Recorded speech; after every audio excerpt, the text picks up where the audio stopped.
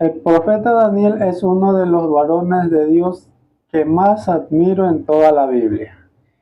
Y es que si lo analizamos, pues era profeta, escritor, consejero del rey y además gobernador.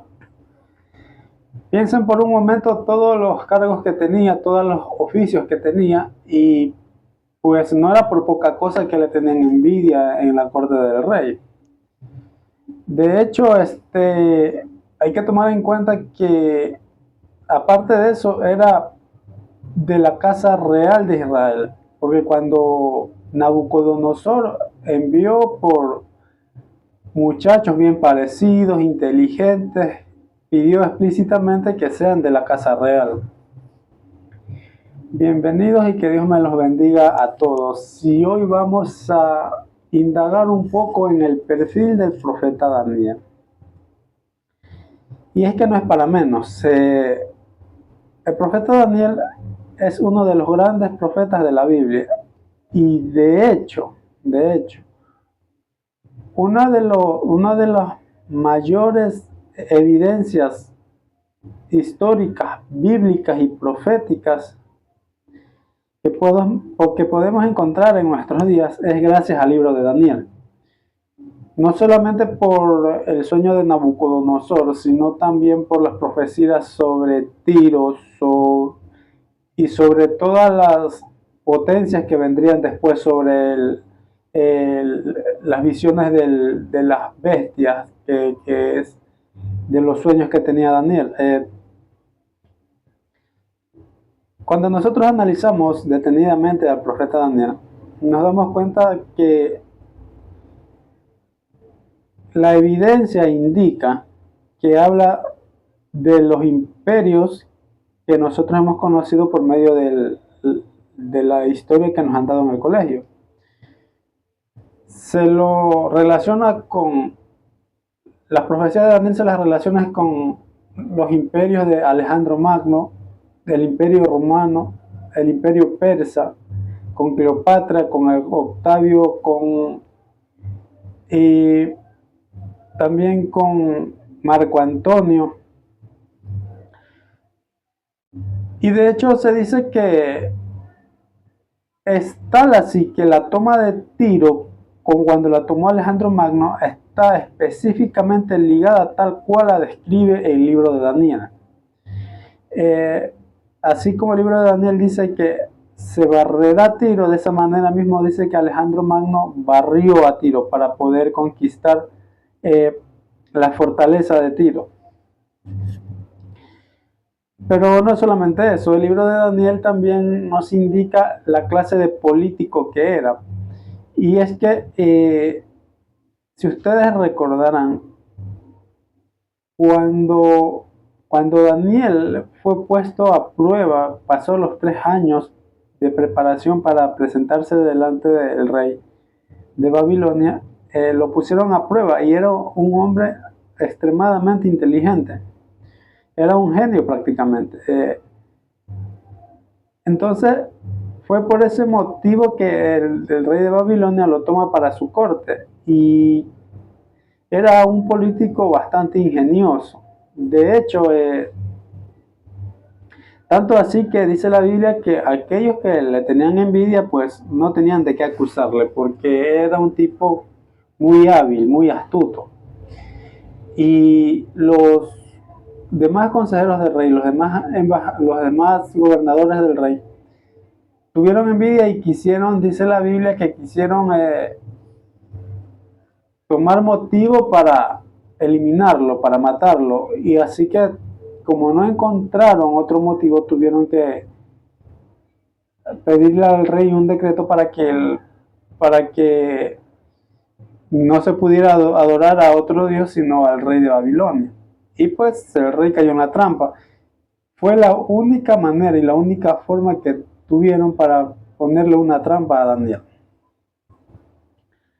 Daniel también era un amante de Dios prolijo, ya que a pesar de la prohibición, que fue pues obviamente por una cuestión de una trampa, que es que el rey dispuso esa ley,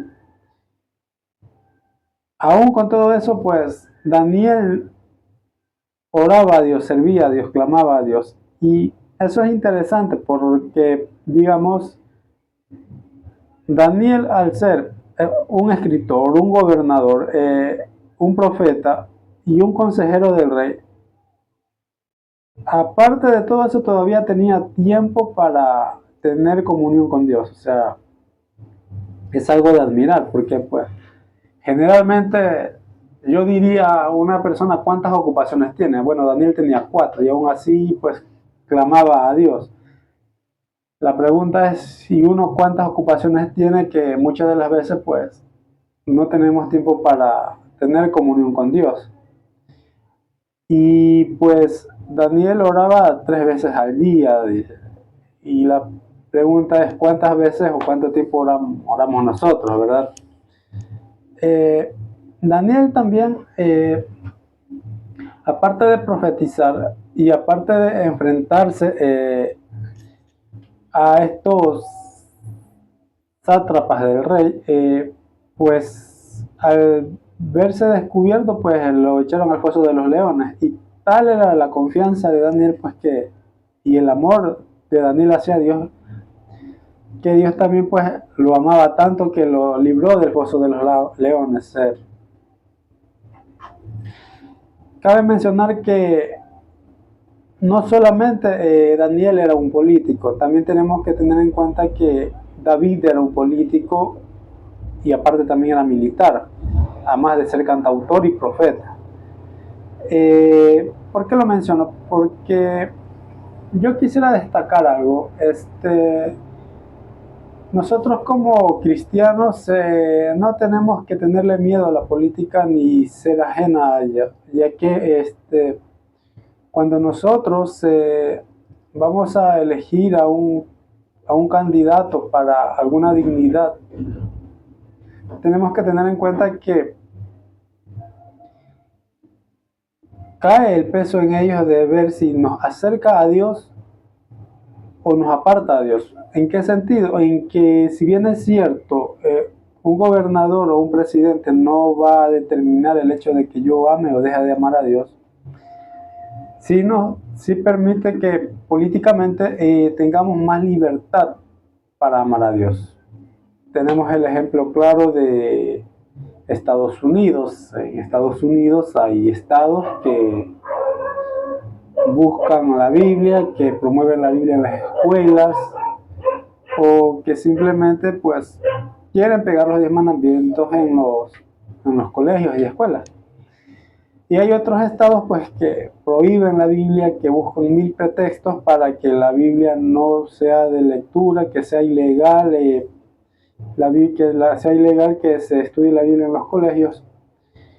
Entonces nos damos cuenta que nosotros sí tenemos que ser parte de esas políticas públicas cuando vamos a dar nuestro voto. Pero eso también tenemos que dar ese paso sabiendo y educándonos bien en lo que son cuestiones políticas. Nosotros necesitamos entender y estudiar bien cuáles son los lineamientos de cada político. Así como Daniel nos pudo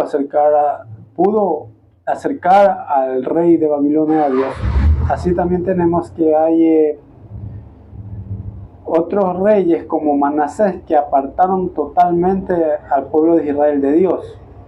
Entonces vemos que sí es importante que un rey, que un gobernador, que un político tenga temor de Dios. Hay que tomar en cuenta que si bien es cierto, quizás no sea lo más sabio casar al Estado con la iglesia, sí es importante que haya gente que tema a Dios en las escalas de congreso o asambleas o cortes, porque es la única manera de detener la corrupción también. Pues una persona que teme a Dios pues no va a robar, una persona que teme a Dios no se va a dejar sobornar, una persona que teme a Dios siempre va a buscar la guía de Dios para tener sabiduría. Y en ese sentido creo que no existe mejor ejemplo que el ejemplo de Daniel entre la política y la profecía.